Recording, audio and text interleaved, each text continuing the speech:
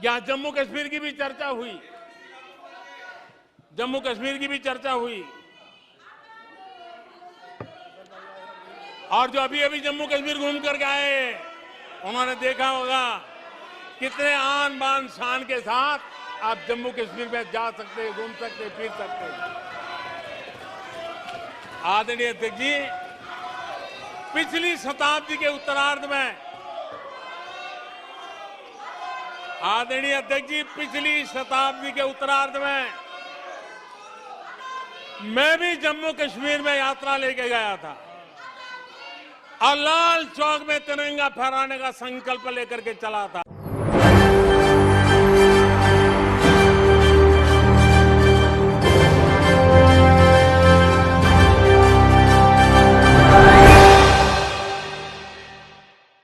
नमस्कार, आपके साथ मैं हूं ऋतिक सविता। स्वागत है आपका SPN 9 न्यूज में। देखिए दर्शकों, देश के प्रधानमंत्री जब सदन में पहुंचते हैं तो भाषण की शुरुआत कैसे करते हैं, कैसे मुद्दों को जो है खोखले कर देते हैं और कैसे अपने मुद्दे से भटक जाते हैं। जम्मू कश्मीर पहुंच जाते हैं, जम्मू कश्मीर की चर्चा करते हैं और ये कहते हैं कि कैसे हमने आतंकियों को वहां से खदेड़ा था, यानी कि खुद की तारीफ करते हैं, अपने मुंह मियां मिट्ठू बन जाते हैं और इसके साथ साथ राहुल गांधी का मजाक भी उड़ाते हैं। सबसे बड़ी बात यह है कि जब देश के प्रधानमंत्री ये भाषण दे रहे थे, अपनी बात को सदन में रख रहे थे, तो उस समय जो है तमाम विपक्ष के नेता अडानी अडानी ऐसे नारे लगा रहे थे, लेकिन इससे ध्यान भटक गया। देश के प्रधानमंत्री जो है अडानी पर नहीं आए, इस पर कोई चर्चा नहीं की, लेकिन राहुल गांधी की भारत जोड़ो यात्रा पर तीखे सवाल करते रहे, राहुल गांधी का मजाक उड़ाते रहे और साफ तौर पर यह तय कर दिया कि आखिर भारत जोड़ो यात्रा के तहत राहुल गांधी ने क्या पाया और देश के प्रधानमंत्री ने कश्मीर के लिए क्या किया। पहले आप इस वीडियो को सुनिए।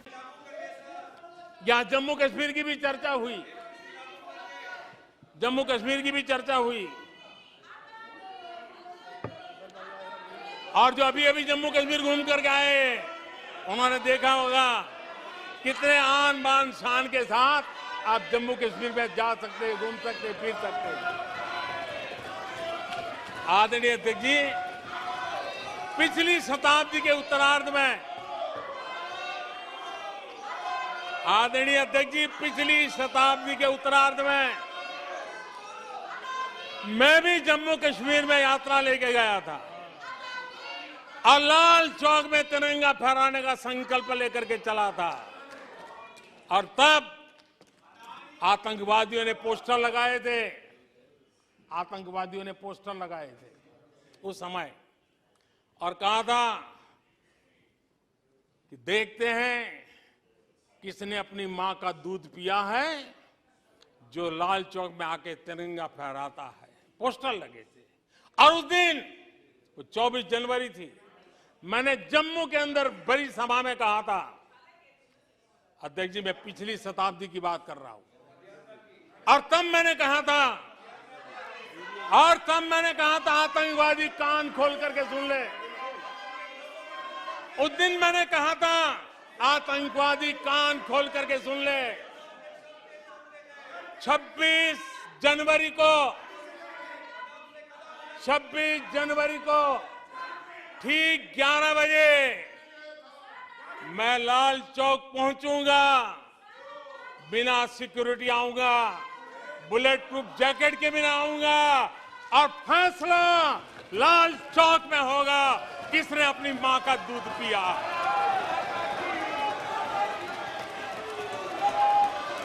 वो समय था माननीय अध्यक्ष जी। और जब श्रीनगर के लाल चौक में तिरंगा फहराया, उसके बाद मैंने मीडिया के लोग पूछने लगे, मैंने कहा था कि आमतौर पर तो 15 अगस्त और 26 जनवरी को जब भारत का तिरंगा लहराता है तो भारत के आयुध, भारत के बारूद सलामी देते हैं, आवाज करके देते हैं। मैंने कहा आज जब मैं लाल चौक के अंदर तिरंगा फहरा हूं, दुश्मन देश का बारूद भी सलामी कर रहा है, गोलियां चला रहा था, बंदूकें बम फोड़ रहा था। आदरणीय अध्यक्ष जी, आज जो शांति आई है, आज चैन से जा सकते हैं, सैकड़ों की तादाद में जा सकते हैं, ये माहौल और पर्यटन की दुनिया में कई दशकों के बाद सारे रिकॉर्ड जम्मू कश्मीर ने तोड़े हैं। आज जम्मू कश्मीर में लोकतंत्र का उत्सव मनाया जा रहा है। आदरणीय अध्यक्ष जी, आज जम्मू कश्मीर में हर घर तिरंगा का सफल कार्यक्रम होते हैं। मुझे खुशी है, कुछ लोग हैं जो कभी कहते थे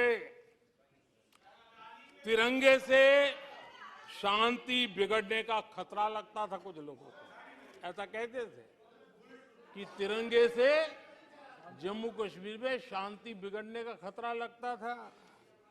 वक्त देखिए, वक्त का मजा देखिए, अब वो भी तिरंगा यात्रा में शरीक हो रहे हैं।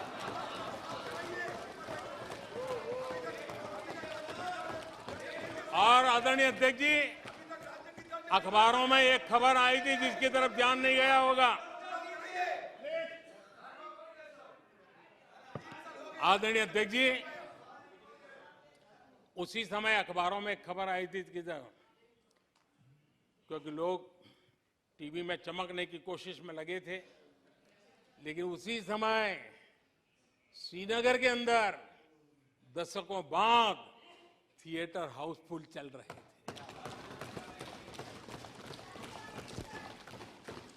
और अलगाववादी दूर दूर तक नजर नहीं आते थे। अब ये भी देश ने देखा। तो सुना आपने इस वीडियो को सुनने के बाद आपको पता लग गया होगा कि देश के प्रधानमंत्री आखिर कहना क्या चाहते हैं।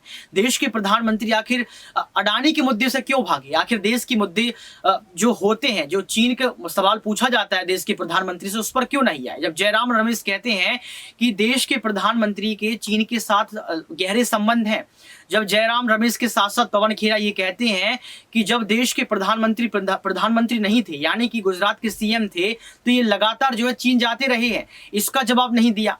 और अगर देखा जाए तो देश के प्रधानमंत्री ने ये भी नहीं तय किया कि आखिर क्यों जो अडानी के नारे लग रहे हैं, इसका जवाब देना चाहिए। लगातार ये देखा गया है कि देश के प्रधानमंत्री चर्चाओं का विषय बने रहते हैं, लेकिन चर्चाओं के विषय के साथ साथ कैसे मुद्दे से भटके ये आप सभी ने सुना। क्या आप देश के प्रधानमंत्री की इन बातों से सहमत हैं?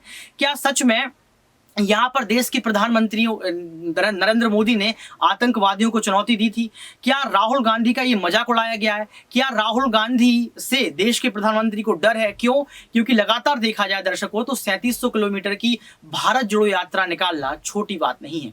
जहां राहुल गांधी की टी शर्ट पर राजनीति की गई, जहां राहुल गांधी की दाढ़ी पर राजनीति की गई, जहां राहुल गांधी के खान पीन पर राजनीति की गई। आपको याद होगा वो तस्वीर, जिस तस्वीर में राहुल गांधी एक कप में चाय पीते हैं, लेकिन उस कप की जो चाय है उसको हटाकर कुछ और रख दिया जाता है।